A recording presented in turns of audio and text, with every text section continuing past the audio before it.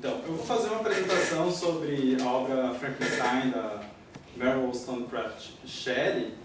E primeiro eu gostaria de dizer que eu não vou meter muito a questões biográficas, certo? Eu sei que tem uma certa vertente em aproximar as leituras em relação à biografia. Eu não seria muito competente para fazer isso, porque eu não sou especialista na autora.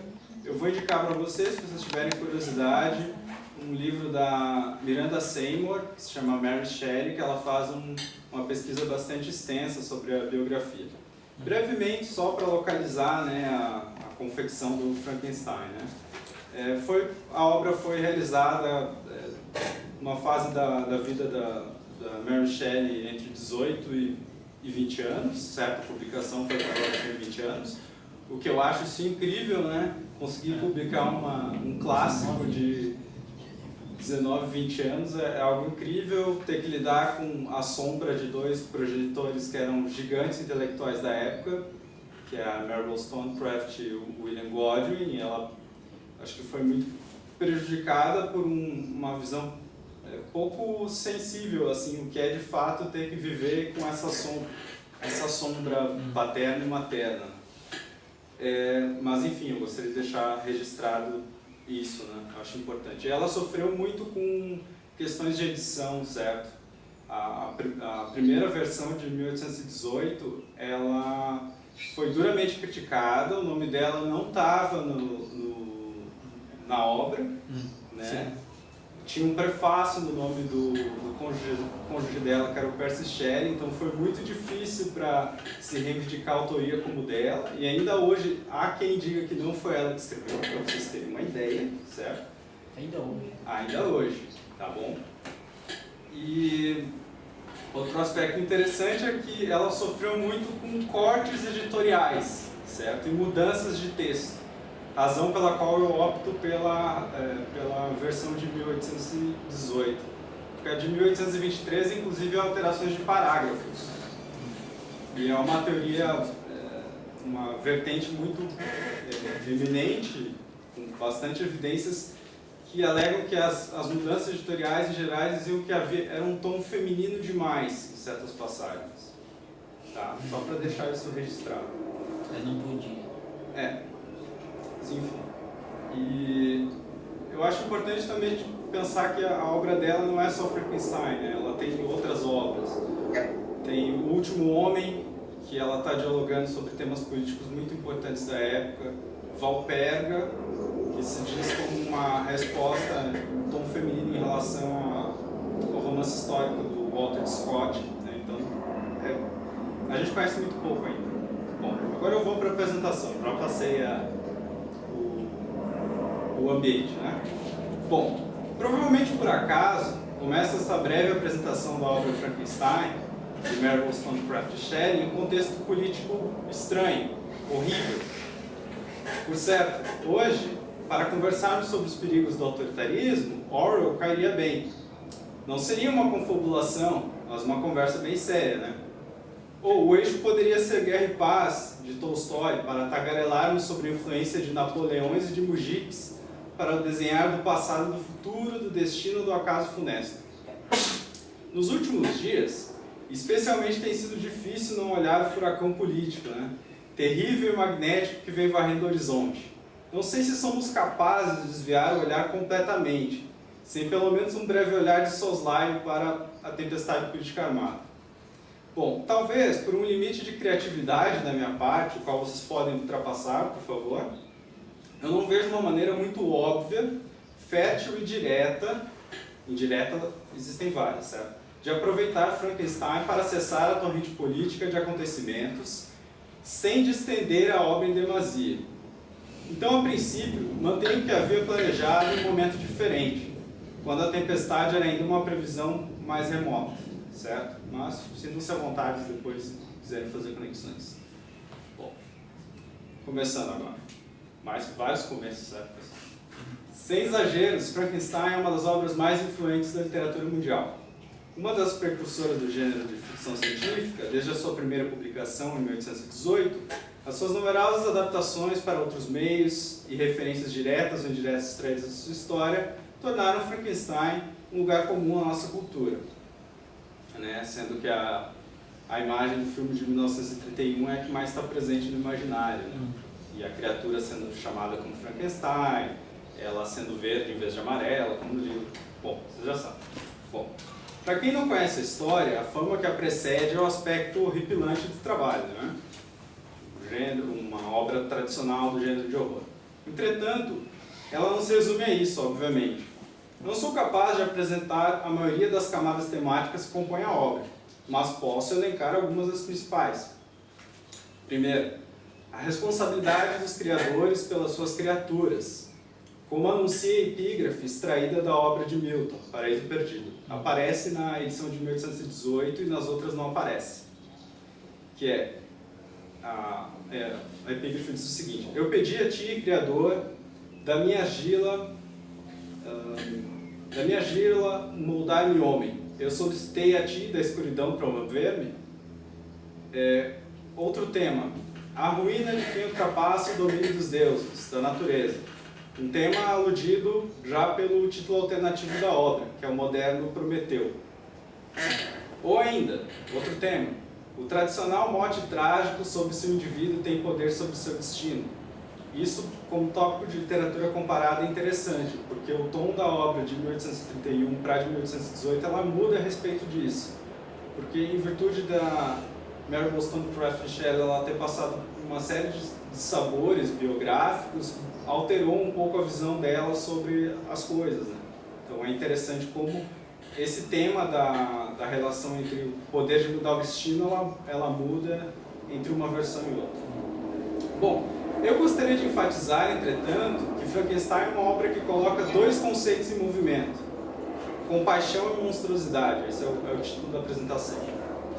Ou que a autora orquestra, entre outras coisas, um drama em torno de duas questões que podem ser formuladas assim: quem é o monstro? Quem merece compaixão? E eu agradeço essa estrutura aqui de parar para pensar quais as perguntas que essas obras literárias fazem, por uma intervenção de um colega na atividade passada, que fez uma pergunta nesse sentido, certo? Então, tenho em mente essas duas perguntas, né? Quem é o monstro e quem merece compaixão? Bom, no prelúdio, a autora ela nega qualquer pretensão de endossar uma ou outra tese filosófica e alega que a obra dela trata-se apenas de um exercício de imaginação, certo? Eu gostaria de levantar algumas questões a partir disso, né? É preciso que uma obra literária seja filosófica para contribuir para o nosso amadurecimento intelectual? Eu digo filosófica no sentido de ter a posição de um filósofo tradicional dentro da obra, não no sentido de compartilhar um tema caro à filosofia e literatura, certo? Segunda pergunta, a literatura precisa ser ou ter filosofia para merecer a nossa atenção cognitiva? Mesma linha dessa primeira. Bom, nós precisaríamos de algumas definições, né? O que conta como filosofia e o que conta como literatura. Eu não vou entrar nisso, só vou dizer que é bem complicado, né? Por exemplo, para vocês terem uma ideia de quem discute esses temas, se literatura é filosofia e vice-versa, há uma corrente forte, endossada pelo Didier Raphael, e ele diz que obras como Kierkegaard e autores como Kierkegaard e Nietzsche não seriam, pelo menos algumas das obras deles não poderiam entrar no corpo principal de filosofia. Tá? Então é um debate bem espinhento. Só quero deixar isso bem né, no ar, né? Bom, e outra questão, há uma literatura filosófica, há uma literatura não filosófica, há uma filosofia literária, há uma filosofia não literária, quais seriam os critérios para isso? Certo? Bom, eu não vou entrar nessas questões, mas eu acho importante que elas estejam presentes quando a gente está tratando sobre essa relação entre filosofia e literatura. Bom, apenas para sugerir então um ponto de contato do que eu acho que poderia unir filosofia e literatura, né? Um ponto de consonância. Entre outras coisas, eu acredito que a filosofia e a literatura, ou pelo menos uma parte considerável das obras compreendidas nessas esferas, são exercícios de construção de dúvida, certo? Creio que são dois eixos intelectuais, muitas vezes sobrepostos e amalgamados, que nos oferecem dúvidas sobre temas diversos. E eu acredito que é o caso de Frankenstein. Já explico para vocês por que eu acho isso. Bom, Primeiro eu vou contar resumidamente a historinha, né, da obra, né? Que é infinitamente mais complexa, óbvio, né? Mas eu preciso desse ponto de partida. Em linhas bem gerais, a narrativa começa com uma série de cartas escritas pelo personagem Robert Walton para sua irmã. Pelas datas das cartas, a história ocorre no século XVIII. Walton está em uma jornada pelos mares do norte ao ficar com seu barco preso pelo congelamento da água, encontra com Victor Frankenstein, enquanto este caça uma figura de proporções gigantescas. A partir do relato de Victor para Walton sobre a sua história extraordinária, os acontecimentos anteriores àquele encontro são revelados. Então, é uma história contada de trás para frente. Victor era o filho mais velho de uma família proeminente, cresceu feliz em um ambiente amigável e intelectualmente estimulante. Isso é importante porque ele vai sair disso para um lugar pior. Ele se afasta da família para formar-se em ciência. Encorajado pelo ambiente acadêmico, Victor pesquisa com obsessão sobre uma maneira de tornar o corpo humano imune a doenças e outras vulnerabilidades conducentes à morte. Como resultado de seu experimento, ele cria um ser monstruoso, de porte gigantesco e mais fisicamente capaz que os seres humanos. Horrorizado diante da sua criação, ele foge do laboratório e abandona a criatura. Vítima do ódio dos seres humanos e da solidão causada pelo abandono de Victor, a criatura jura vingança contra o próprio Criador, a fim de afligi-lo com um desespero semelhante, que é o sofrimento da solidão, de não ter ninguém no mundo, por aí vai. Esse juramento é fortalecido, especialmente quando Victor nega o pedido da criatura por uma companheira da mesma natureza. Para quem leu vai se recordar que a criatura lá solicita depois para o Criador que pelo menos crie alguém que não vai se horrorizar com a aparência dela, para que ela tenha alguém com quem conviver, ter uma relação de amizade. Bom, a vingança é cumprida no final da história, a criatura mata os entes queridos do Criador e Victor passa o resto da sua vida caçando a criatura, que é o ponto do início do livro, é quando ele estava caçando a criatura. Bom, ao final do livro, Victor morre e a criatura some na escuridão, logo após um lamento final. Eu vou trazer o lamento final aqui no desfecho do texto. Bom, um ponto que eu acho que é importante de já colocar aqui é que a Mary Shelley ela nos proporciona um acesso a duas perspectivas internas, tanto do criador como da criatura. E num primeiro momento a gente é conduzido pela perspectiva interna e outras perspectivas externas que favorecem essa perspectiva interna do criador, né, do Victor. Então, tu começa a simpatizar com o Victor, com a trajetória dele. E logo o término dessa perspectiva é com o primeiro ato horrendo da criatura, que é um infanticídio. Né? E até ali tu tem uma perspectiva bem clara. O herói da história é o Victor Frankenstein, parece que é isso aí, né? Só que daí depois, na segunda metade da história, acho que a partir do volume 3, a gente tem acesso à perspectiva interna da criatura. E é aí que as coisas começam a complicar. É aí que a gente começa a duvidar quem que é o monstro, quem merece compaixão. E é aí que a estrutura de dúvida está colocada, certo? Bom, aqui eu explico um pouquinho melhor essa digressão. No início do livro, pela perspectiva do personagem Robert Walton, há um encorajamento para a consideração de Victor como alguém digno de simpatia e compaixão. Walton enxerga em Victor um ser outrora nobre, de natureza virtuosa, que encontrou a ruína. Portanto, a grega, né, nós poderíamos dizer um alguém cujo sofrimento deve conduzir ao compadecimento ou à piedade. Né? Tá, diz o Walton aqui. Da minha parte, eu começo a amá-lo como a um irmão. E seu constante e profundo sofrimento me preenche com simpatia e compaixão. Ele deve ter sido uma criatura nobre em seus melhores dias, sendo mesmo agora em ruínas tão cativante e amável. Como eu posso ver tão nobre criatura destruída pela miséria sem sentir o mais pungente sofrimento? Ele está nos convidando a um olhar de simpatia para o Victor Frankenstein. Só como referência, a versão que eu estou usando para eu estou fazendo uma tradução livre, né, é da Wise House, é uma editora suíça, tem na Amazon, sueca. Bom, continuando. Ao chegar em Walton, a mesma aspiração que lhe era cara outrora, Victor decide compartilhar a sua história como uma advertência trágica do que uma busca obsessiva e irresponsável pelo conhecimento pode conjurar na vida humana. Aqui há pelo menos uma camada temática, então, esse problema da ambição desmedida do ser humano. E aqui tem um aspecto de intertextualidade, saiu a palavra finalmente. Interessante, né? Porque tem a questão do mito do Adão e Eva, o próprio mito de Prometeu, né? É bom manter isso em mente. Eu acho que inclusive tem uma conexão interessante para se fazer com o final do texto do Guilherme em relação à existência. Depois eu dou volta nisso. Bom, o Victor então anuncia o seguinte, né?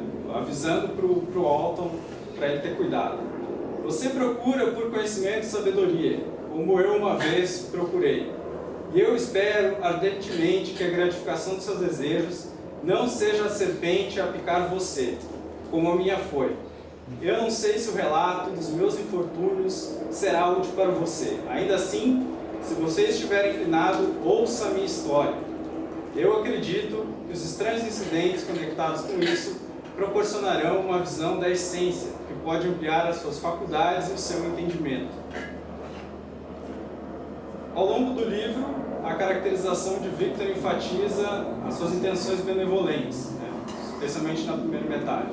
A sua disposição virtuosa, a sua nobreza atestada por Walton. O quão é bem quisto pelos seus entes queridos, né? Elizabeth Lavenza, Clairvaux, e o intenso sofrimento pelo qual padece com a morte desses entes, então pelas mãos da criatura.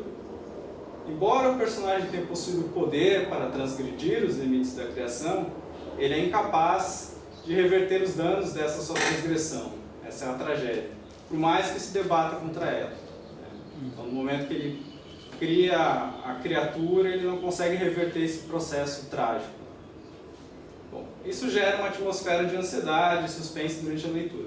Victor acaba refém do futuro, que promete violência e sofrimento. Ele está vulnerável. O aspecto da vulnerabilidade aqui é importante. Portanto, Victor lamenta com eloquência. Eu tinha começado a minha vida com intenções benevolentes e sedento pelo momento quando eu poderia colocá-las em prática, me tornar útil para os meus companheiros de existência. Agora tudo estava destruído.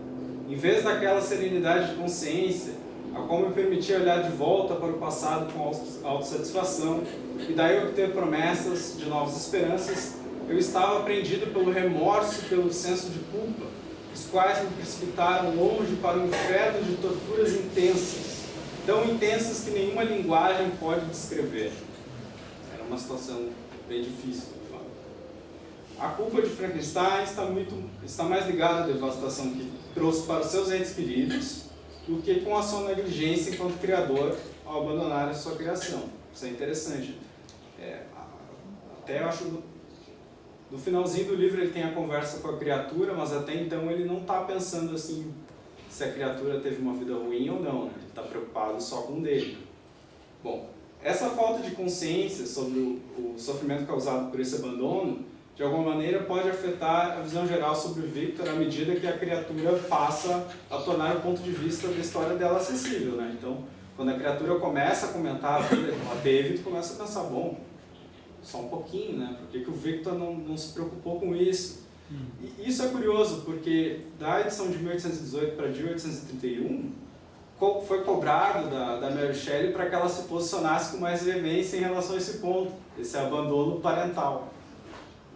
Eu acho que prejudicialmente, porque eu acho que na versão de 1818 já está bem claro esse sobretom, mas daí de 1831 é completamente compreensível, porque a recepção da obra foi bem pesada, né? Ela era realmente uma obra muito boa para ela conseguir chegar aqui, né? Porque as críticas editoriais foram terríveis.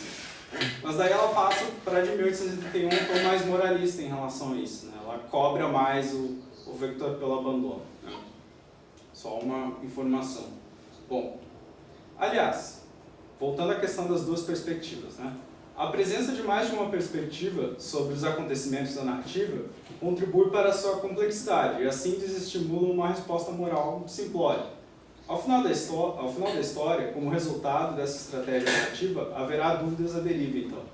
E as dúvidas são: quem é o monstro e quem é a vítima? A minha conclusão é que, no fim das contas, um é o monstro do outro, né? E é interessante até pela maneira como o diálogo dele se passa, porque por mais que o Victor está sensibilizado com a história que a criatura passa para ele, ele sempre tem um vestígio de ódio ali, né? Ele desconfia que a criatura está preparando um ardil para ele, né? Então fica essa tensão sempre do ar, né? Um com raiva do outro, né? Enfim, um ódio. Bom, a criatura começa a sua vingança pelo infante William, irmão mais novo de Victor.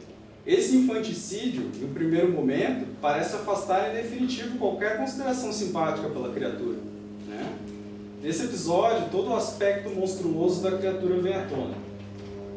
O William era o irmão, né, criança do Victor.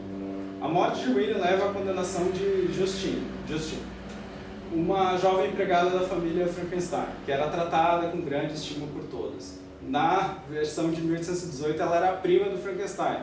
Como causou um certo alvoroço na época, eles terem uma relação de amor, embora existissem casos assim de relação entre primos, né? Em 1831, na edição de 1831, ela passa a ser ela é adotada pela família Frankenstein, então mudou a história, né? Um reflexo da exigência por ela tomar certos cuidados, né, com a recepção da época. Bom, Frankenstein, o único que sabe sobre a identidade do real assassino, né, que é a criatura, decide não compartilhar o seu conhecimento ao supor que seria desacreditado, né, que, bom, ele contaria que uma criatura de mais de 2 metros, monstruosa, que ele criou no laboratório, está causando as mortes. Então, aqui, pelo diálogo interno que ele tem, ele decide se abster disso por isso. É questionável também. Bom, junto a Elizabeth, ele depõe em favor de Justine, mas não é capaz de reverter a execução da jovem. Com um certo abuso figurativo, com uma certa infâmia trocadilhista, Justine, de justiça, né? Eu suponho que essa passagem, simbolicamente, ela corresponde ao fim de qualquer esperança de justiça na trama. Porque é ali que, quando ele vê que a situação não tem mais como reverter para aquela vida de virtudes idílica que ele vivia, né? Que quando acontece a morte da Justine, que era benquista por todas, inocente, né? Por uma coisa que ela estava alheia completamente, né? Parece que é um momento da trama assim de completa desesperança, né? Bom, enfim. Curiosamente, as pessoas inocentes, mortas, né, alheias ao sentimento entre criador e criatura, são aquelas por quem o compadecimento parece mais óbvio, certo? Mas, pelo menos a minha impressão como leitor, parece que a gente acaba tendo a manifestação de simpatia e compaixão mais forte pelo criador e pela criatura. Eu acredito que o motivo que se explora com mais detalhes a perspectiva interna, né? Se leva a ter uma consideração mais próxima em relação a esses personagens. Deixa eu acelerar um pouquinho aqui. Bom, os casos do Victor, então, da criatura, os mais difíceis de despertar compaixão ou emoção similar, têm a sua história compartilhada com mais detalhes e uma perspectiva interna profunda. É o que favorece um engajamento empático e simpático, eu acredito. Ou seja, quem lê acaba estimulado a enxergar a partir do ponto de vista desses personagens e a simpatizar com eles. Assim, nós poderíamos dizer: a felicidade e o sofrimento desses personagens são considerados como especialmente importantes para nós, né? A gente se importa com o que vai acontecer com eles na trama. Aqui, basicamente, é possível fazer um paralelo com a caracterização que a Martha Nussbaum, né, a filósofa Martha Nussbaum, ela faz de compaixão.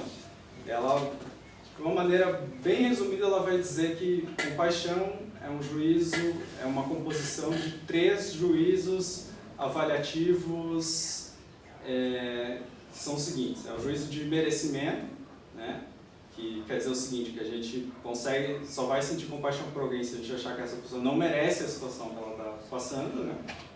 O juízo de gravidade, então a gente tem que avaliar que isso é muito grave, e um juízo que se coloca como um juízo eudaimonístico, que é no sentido que essa pessoa ela tem que importar de uma maneira que ela importa para o nosso florescimento moral, né? Tanto no sentido de felicidade quanto para a nossa concepção de virtude, né? Então tem que ser uma importância muito forte. Bom, se a gente aplicar essa estrutura aqui, a gente vai conseguir, né? Era uma situação grave, era uma situação, pelo menos no caso da criatura, de merecimento, porque ela não causou essa desventura, né? Então, parece que favorece, então, se a gente aceitar, obviamente, essa caracterização de compaixão, a manifestação dessa emoção pela criatura. E no caso do Criador, a gente poderia talvez estar mais próximo do que se chamava de piedade, né? Porque a gente lamenta, de fato, que ele tenha ido por um caminho como esse. Mas, enfim, isso não é eu não estou dizendo isso de uma maneira assertiva forte, estou colocando como uma possibilidade de leitura. Bom, de uma maneira aparente, a situação grave de Victor, em uma parcela significativa, é causada pela sua própria iniciativa, que pode obstruir uma disposição emocional positiva por parte de quem lê, que eu vinha falando. Outro ponto importante é a dúvida razoável sobre se Victor errou consciente dos possíveis danos de suas ações. Afinal, o experimento era um terreno desconhecido e não houve um momento na trama em que ele tivesse uma advertência, uma reflexão clara sobre os riscos do seu empreendimento. A caracterização do processo, quando ele vai realizar o experimento, é um frênese, né? Ele entra num estado de transe, né? Ele entra de cabeça na pesquisa, né? Bom, isto é, há muitas camadas narrativas que moldam as respostas emocionais e as percepções em relação ao personagem. E aqui eu abro um outro parênteses para falar sobre uma outra teoria das emoções que a gente poderia considerar para esse caso aqui, que é a teoria processualista do Peter Gould, que em vez de reduzir emoções a outros estados mentais, por exemplo, a um juízo avaliativo, como no caso da Nussbaum, ou a crenças, ele vai dizer que emoções são processos complexos que incluem narrativamente uma série de outros estados mentais. Então, por exemplo, o caso emblemático dele é a questão do luto, né? A gente conseguiria reduzir, por exemplo, a emoção de luto a uma crença só, ou a um tipo de crença, ou seria algo mais, como ele coloca, né, the mess inside, né, uma bagunça interna, né, uma série de eventos mentais, né, formando um certo processo, né. Bom, é outra leitura possível. Bom, a disposição compassiva induzida por Walton no início da obra passa por transformações. À medida que novas percepções são obtidas, novos eventos emocionais são experimentados e outros juízos ou sentimentos são dirigidos a Frankenstein e a criatura. Mesmo que um conceito bem demarcado de compaixão possa servir como um ponto de partida para sua definição, a literatura, esse é um ponto importante, a literatura mostra que a paisagem das nossas reações emocionais é dinâmica e repleta de camadas, certo? Então, isso vale, eu acho, para a definição de vários conceitos. Se a gente considerar a maneira como a filosofia, em especial a analítica, apresenta um conceito, né, condições necessárias e suficientes, e a maneira como a literatura apresenta um conceito, eu diria, apresenta um conceito em movimento, né, a compaixão aqui em Frankenstein, a questão da monstruosidade, ela não aparece assim em critérios, né, para ser compaixão tem que ter isso, isso e aquilo, é em movimento, é integrado dentro de um drama humano. E o que eu defendi na minha dissertação é exatamente isso, que um dos pontos que a literatura ela pode contribuir para a nossa formação moral é o fato dela permitir uma apreensão de conceitos morais de uma maneira mais complexa, né? Isso resumidamente. Bom, um ponto notável é que a situação de Frankenstein pode ser caracterizada como uma ruína moral em sentido robusto, né? Porque é não só naquele sentido da tradição utilitarista da felicidade, como a vida dele, bem grosseiramente, né, ficou desprazerosa, né, ficou uma coisa ruim, mas o fato é que as próprias condições de florescimento moral dele foram retiradas, né, do alcance dele.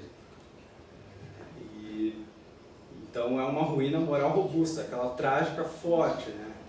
A gente pode ver aqui o intertexto, né? A conexão com as tragédias gregas.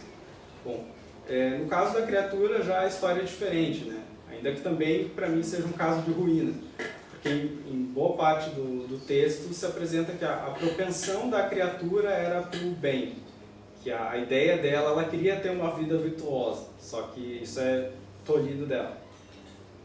Bom, desde o início, a existência da criatura está condenada a habitar a margem para a qual os seres humanos a empurram.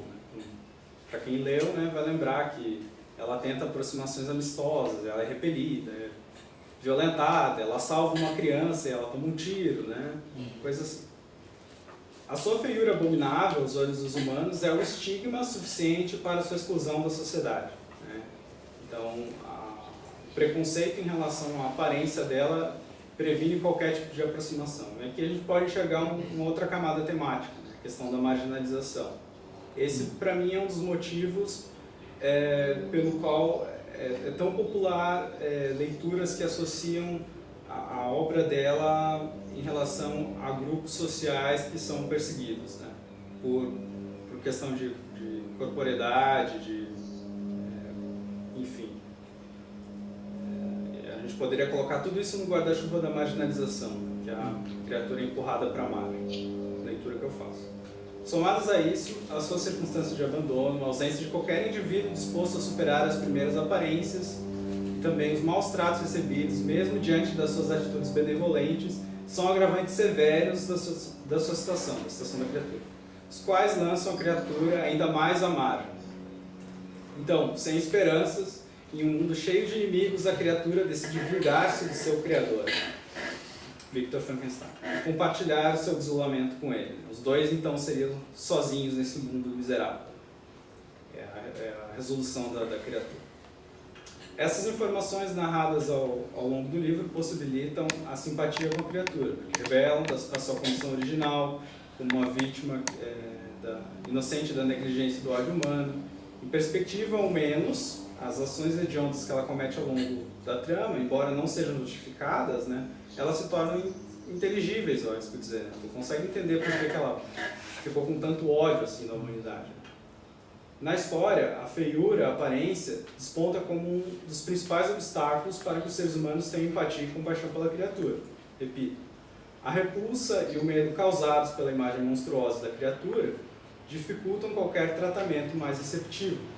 Nesse caso, o distanciamento de quem lê, né, nós lendo a obra, né, da presença horrível da criatura, ela parece atuar de uma maneira favorável ao engajamento menos superficial, porque se a gente não, vamos fazer um exercício imaginativo, né, a gente tem que conviver com a criatura num primeiro momento, né, nós seríamos provavelmente tomados por um assomo de terror, mas o distanciamento, o conforto permite que a gente supere essa primeira aparência e se permita embarcar na perspectiva da criatura.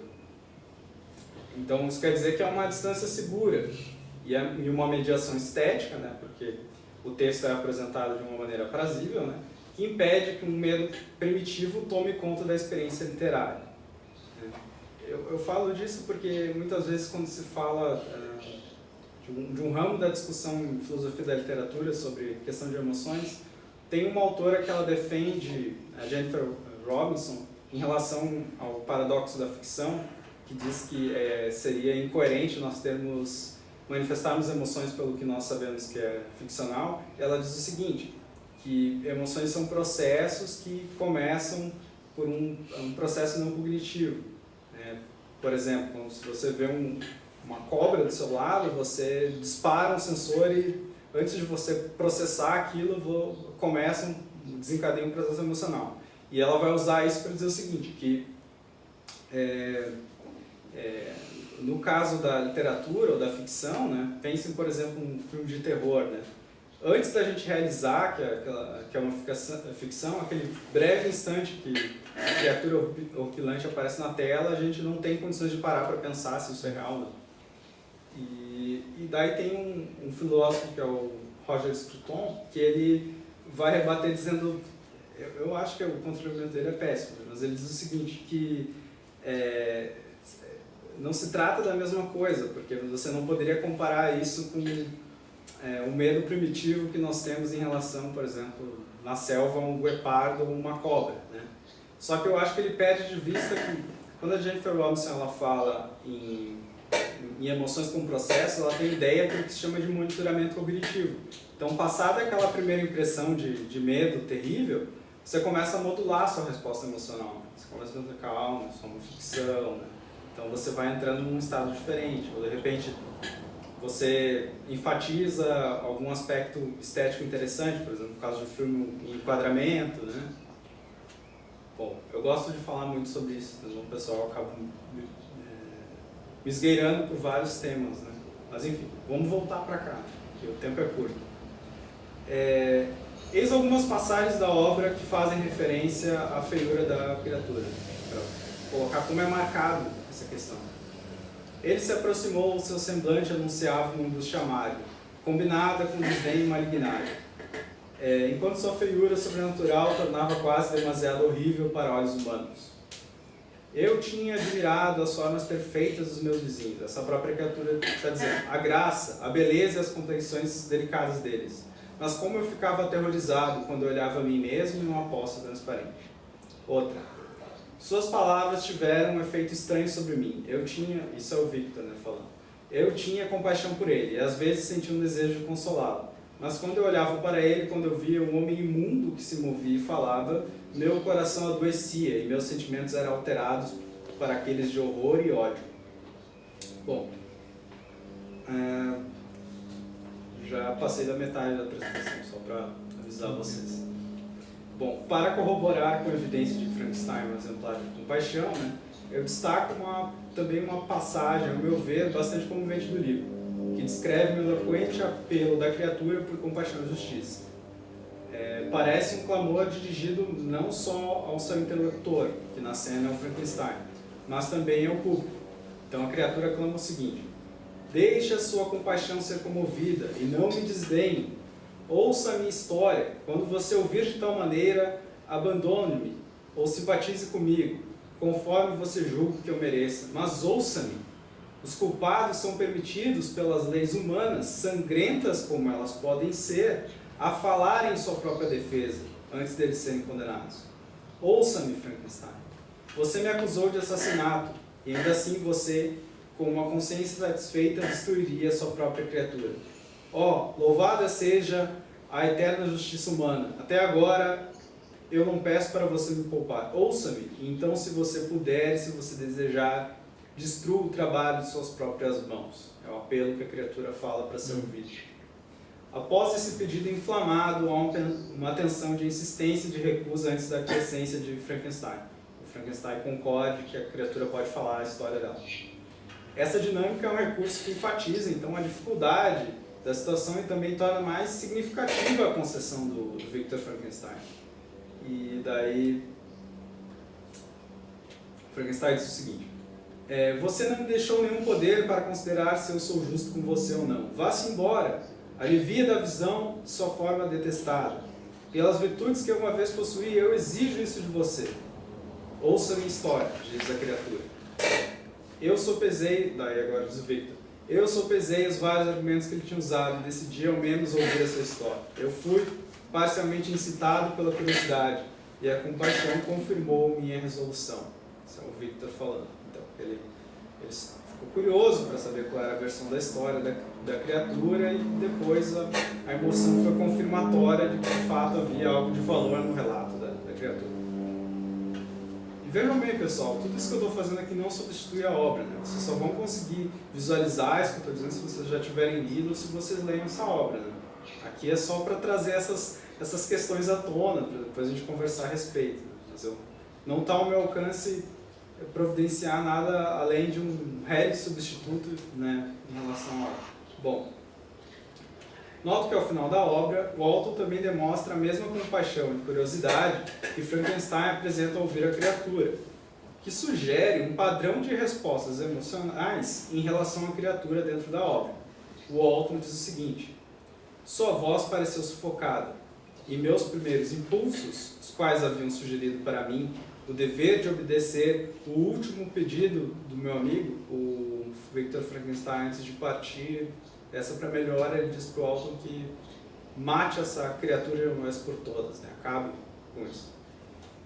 E, bom, para mim, o dever de obedecer ao último pedido do meu amigo, de destruir o seu inimigo, foram agora suspensos por uma mistura de curiosidade e de compaixão. E aqui a gente vê aquela estrutura de dúvida que eu havia falado. O Walton, ele suspende o juízo dele em relação à criatura. Então ele para ouvir, ele duvida, de fato, aquele sentimento dele negativo pela criatura é unívoco dentro da narrativa. Então ele para pensar se não existe uma outra perspectiva nisso tudo. Bom, observe que a perspectiva narrada pela criatura revela aspectos surpreendentes que ajudam substancialmente a construir a compaixão por esse personagem. Eu digo surpreendentes porque a primeira vez que eu li, de fato eu me senti surpreso, porque não era a expectativa que eu tinha sobre a obra. Na época que eu li eu era muito imaturo, eu não tinha acesso a essas discussões sobre filosofia e literatura, e para mim realmente foi muito surpreendente, porque a minha expectativa quando eu peguei Frankenstein era para ver uma história de horror e de terror, né? Eu comecei a... Enfim, no decorrer da narrativa, ela conta sobre as suas dores, alegrias, frustrações e agruras. Em outra passagem, especialmente comovente, a criatura compartilha sua admiração por uma família, o Delacy, que observou na condição de uma vizinha anônima e oculta. Ela ficava num casebre observando essa família conviver. Foi o que ela aprendeu a linguagem, né, e tudo mais.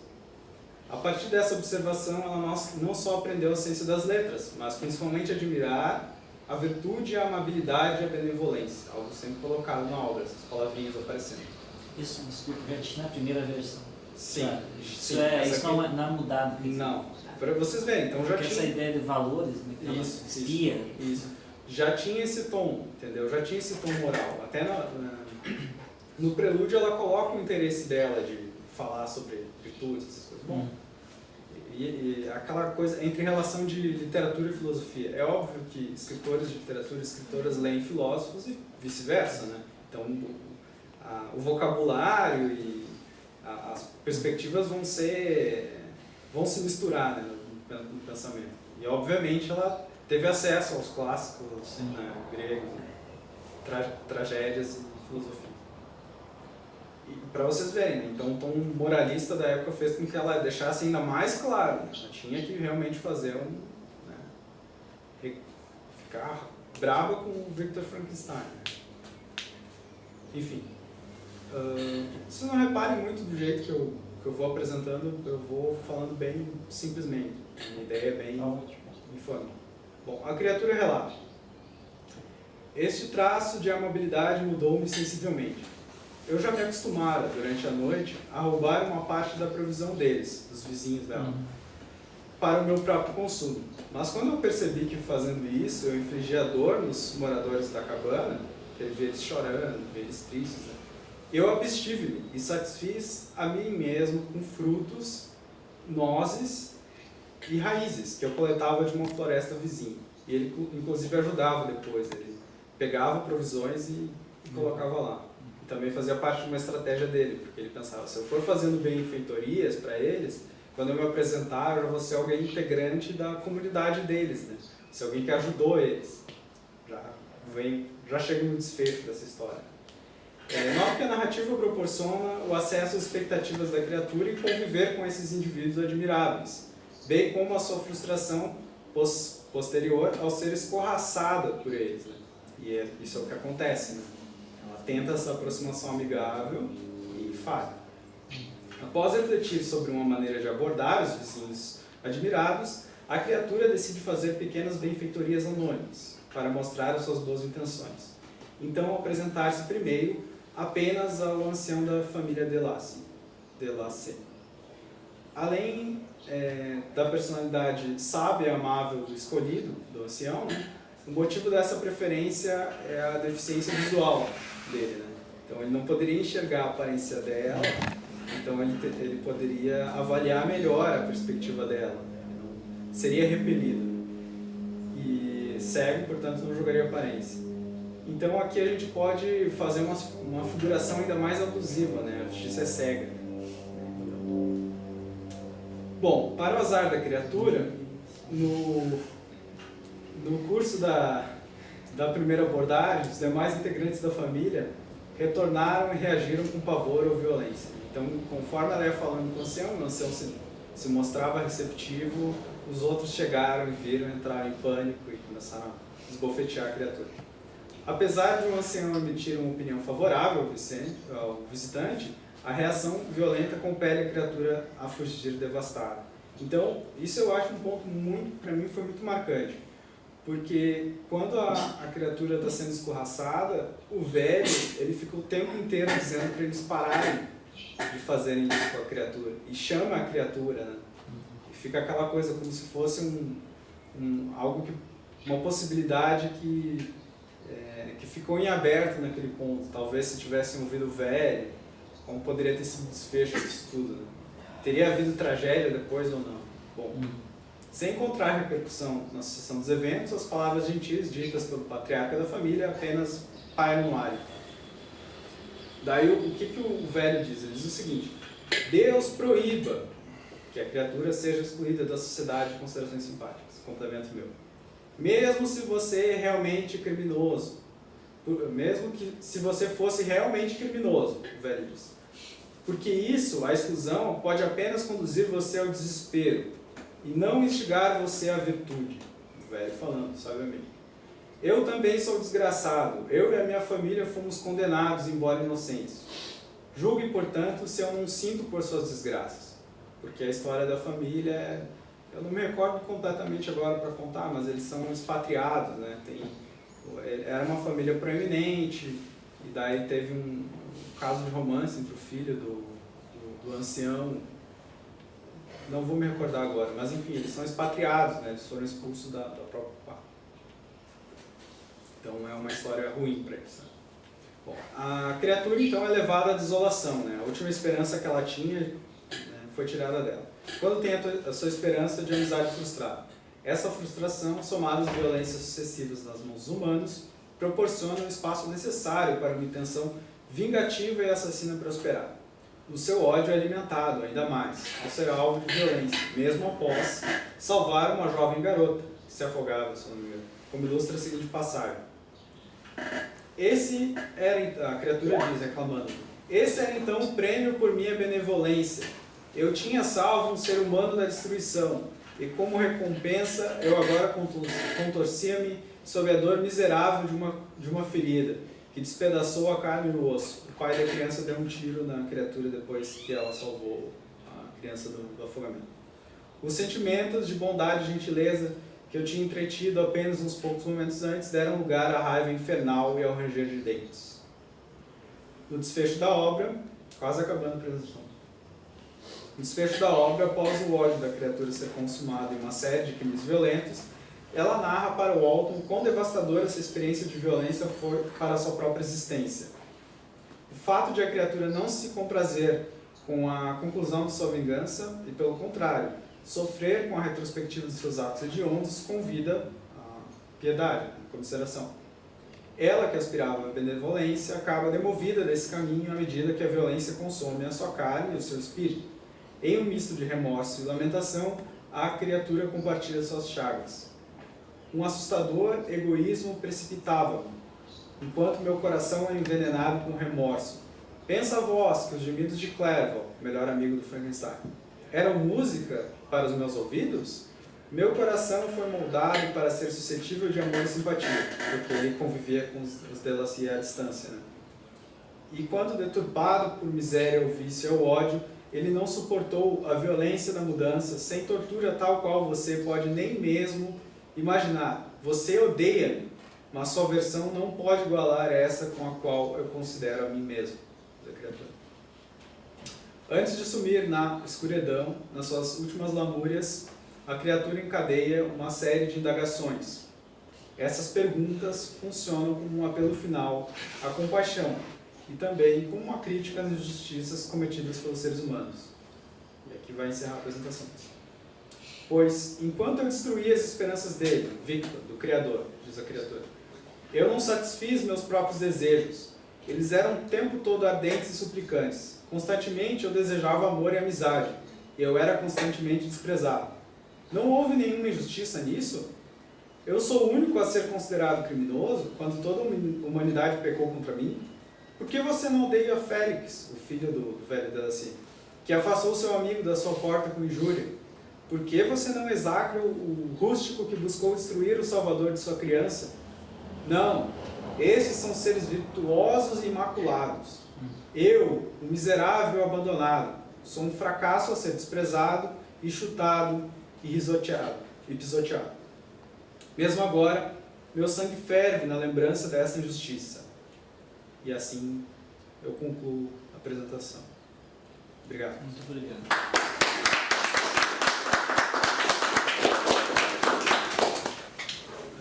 Só um minutinho para sintetizar. São 3 linhas. Para encerrar em miúdos, o que eu imagino que Frankenstein pode nos ensinar? Pode. Não, eu concluí, mas eu esqueci aqui. Tá. Primeiro, a importância da diferença de perspectiva. Então, tendo acesso a 2 perspectivas internas diferentes, você começa a parar para pensar que é importante conhecer as várias perspectivas que você tem sobre uma história para fazer os seus juízos, né? Segundo, um é o monstro do outro, né? Então, você considera a relação entre as perspectivas, né?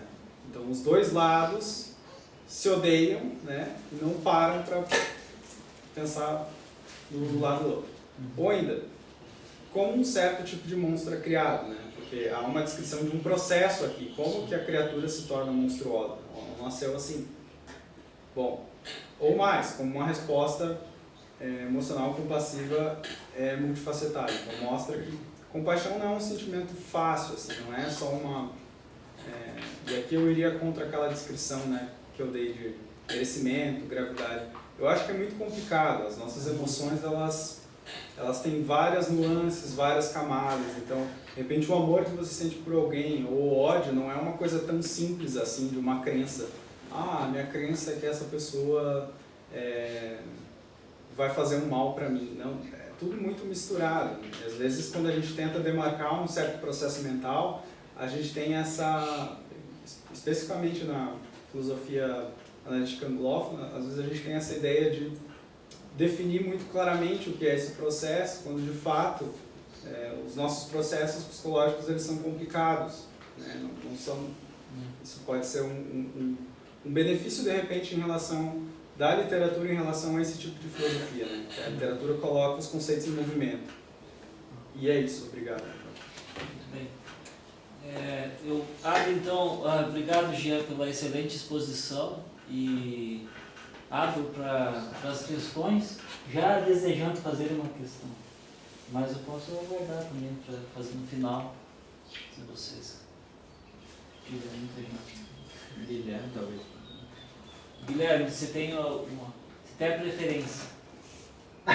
Você é o que mais está hoje. Vou dar umas questões então, tudo bem? Antes de mais nada, queria te felicitar pela exposição, foi muito boa. Gostei muito das suas observações, a maneira como você se colocou diante do texto. Você também escolheu um texto muito diferenciado, né, realmente muito especial. E conto para vocês também que foi interessante para mim, porque teve uma espécie de trilha sonora essa apresentação, porque muitos barulhos meio sombrios chegaram assim para mim. Não sei se são ecos. Desculpe, é que é o seguinte, aqui nós estamos numa situação e também inalterável, assim como o caráter inteligível. Nossa universidade é ao lado da base aérea do aeroporto. Deve ser a transmissão, assim, mas combinou muito com o conteúdo que estava sendo discutido. Na verdade, foi uma trilha sonora bem interessante, mas eu consegui escutar tudo que você falou.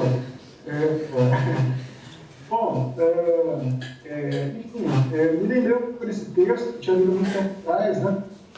Que interessante, né? Como um contexto diferente das histórias de monstros em geral. Você mesmo colocou essa questão, né? Geralmente a gente espera uma história de monstro que sempre vai ter aquele maniqueísmo dela, né? o monstro, que é a encarnação do mal, e aí tem o herói, tem as vítimas. E nesse texto a gente não sabe quem é o monstro, né? Se é o Vitor, se é o próprio monstro, né? Quem é a vítima, também não dá para saber se é o Vitor ou se é o Frankenstein, o monstro. E, enfim, eu acho que esse tipo de coisa só acontece em obras muito diferenciadas mesmo, né?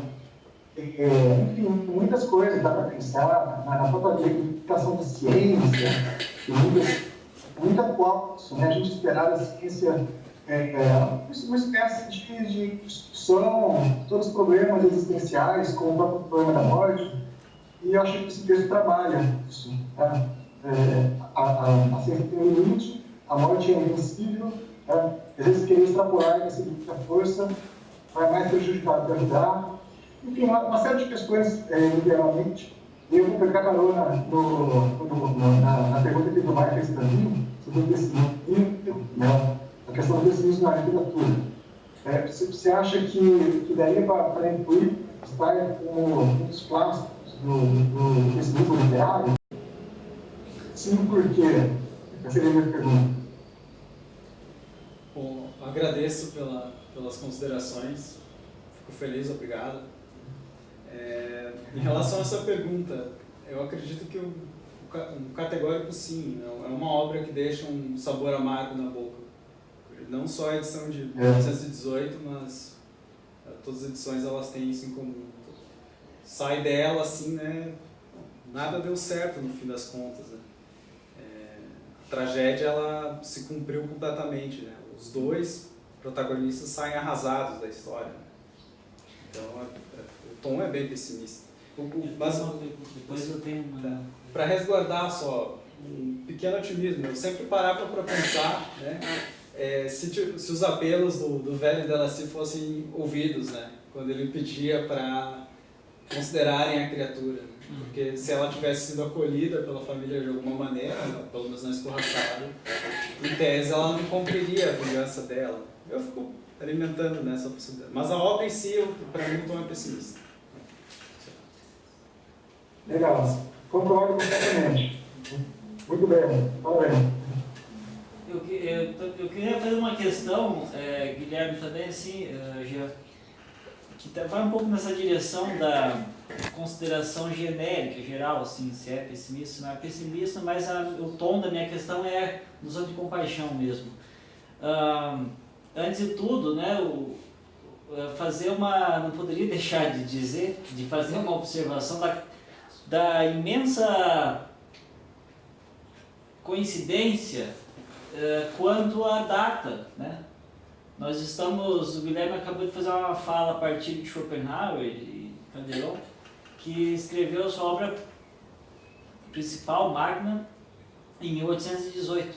Ou seja, em 1800, exatamente há exatos 200 anos, nós tínhamos em Dresden o Arthur Schopenhauer escrevendo Rundo como vontade de representação e em Londres,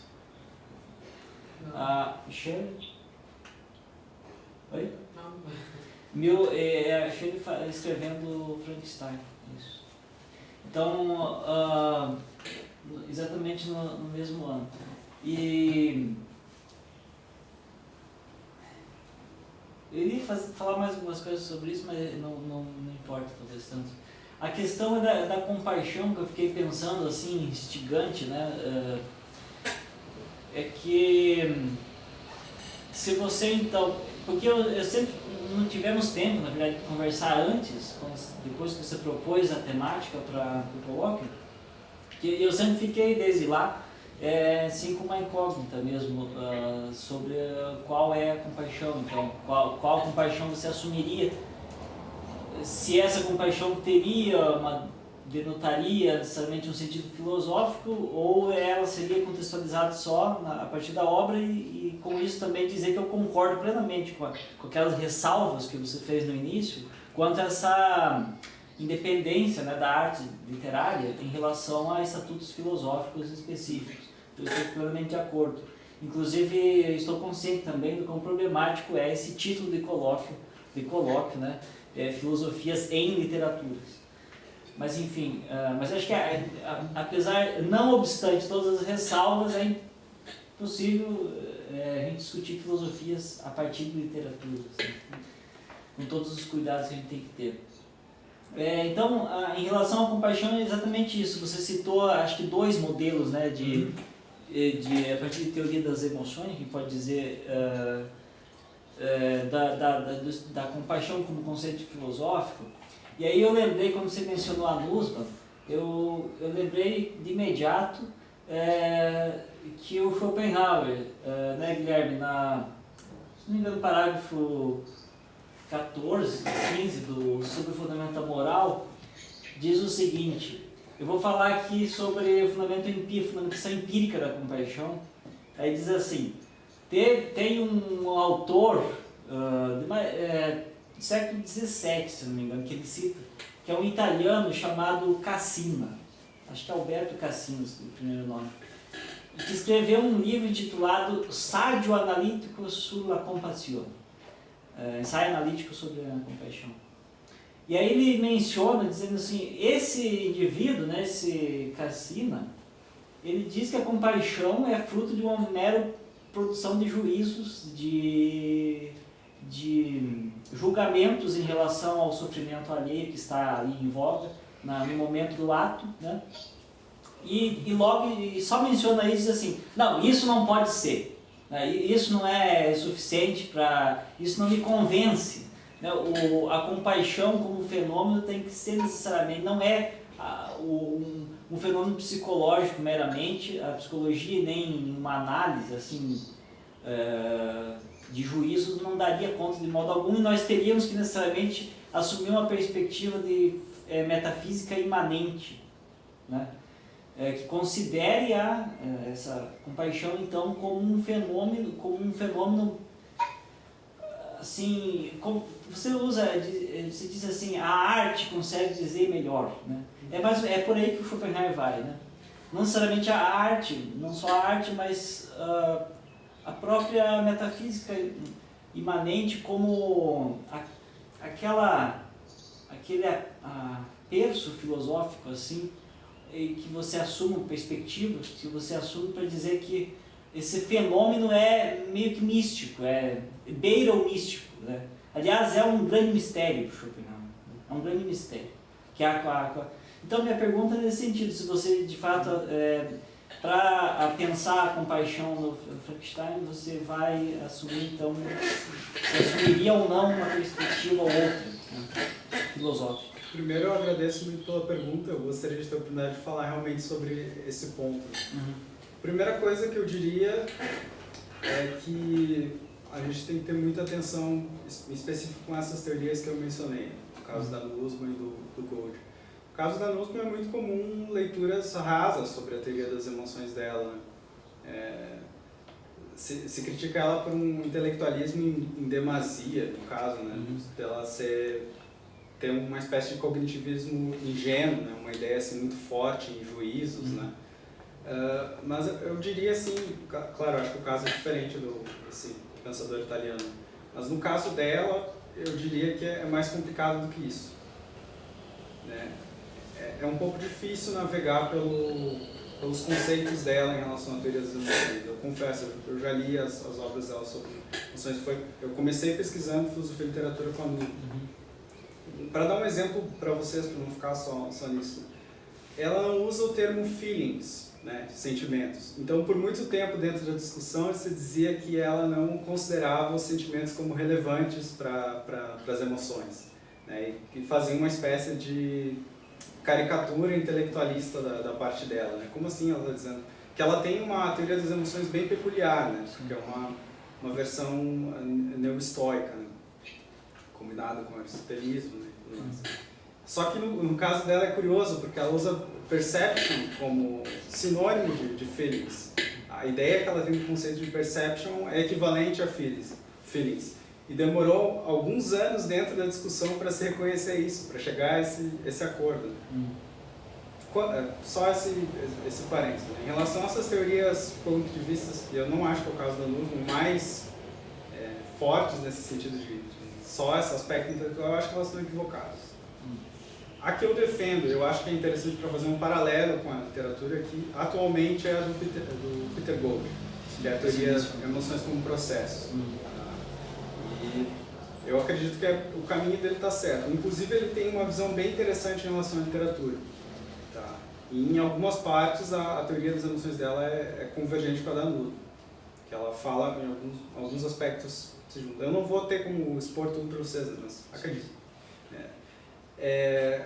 Em miúdos, eu acho que o que ele está dizendo na teoria das emoções dele, né, dizendo que emoções são processos, né, que recrutam uma série de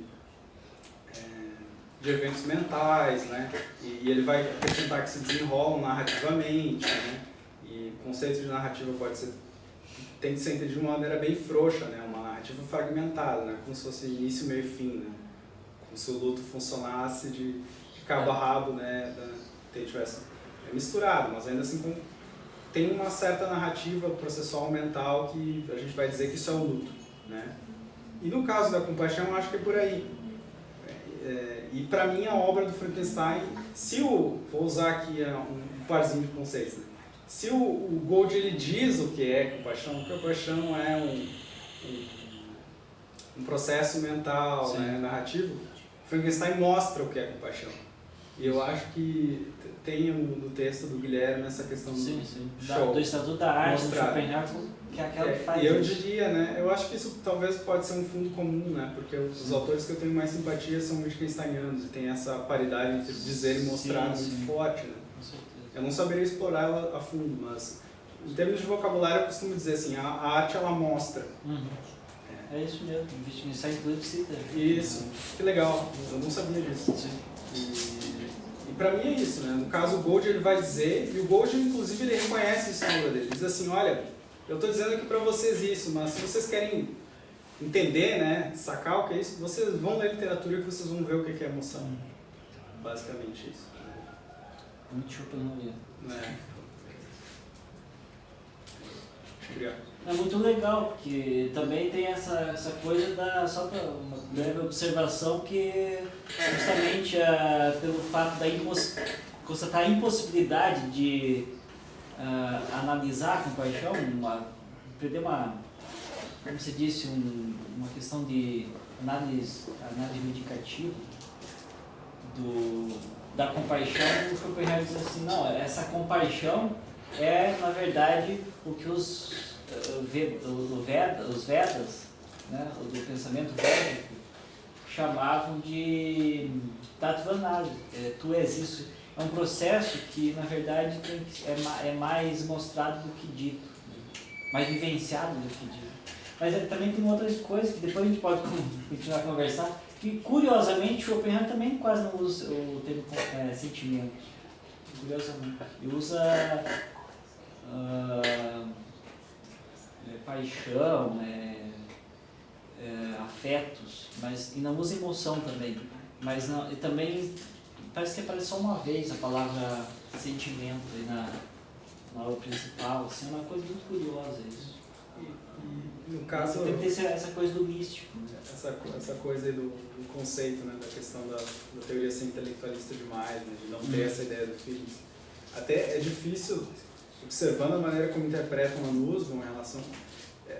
interpretam ela em geral com o fundo das teorias cognitivistas da década de 80. Então acham que o que ela está querendo dizer é que tu precisa ter um juízo tal qual, né, propositivamente assim. Mas o que ela tem em mente é uma coisa mais embutida, né? Para ela a emoção ela é como se fosse o juízo ao mesmo tempo. É difícil explicar isso, porque está conectado com o conceito histórico das impressões catalépticas, né? E fugiria da minha alçada aí, mas só para dizer que é complicado, entendeu? Não dá. Mas no caso desse italiano eu imagino que é por aí, é uma coisa bem... Eu nunca fui também investigar a fundo esse... Eu usei na minha tese, assim, li um pouco sobre essa obra psychoanalítica, mas nunca especifiquei. Mas alguém? Mais questões?